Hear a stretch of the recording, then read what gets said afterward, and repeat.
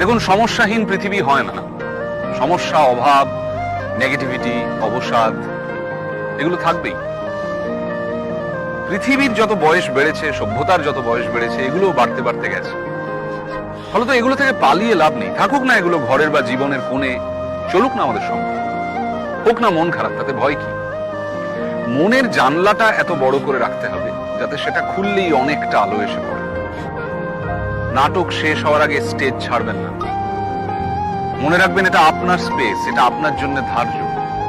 Comedy হোক কিংবা tragedy, এই জীবন নাটকের নায়ক আপনি।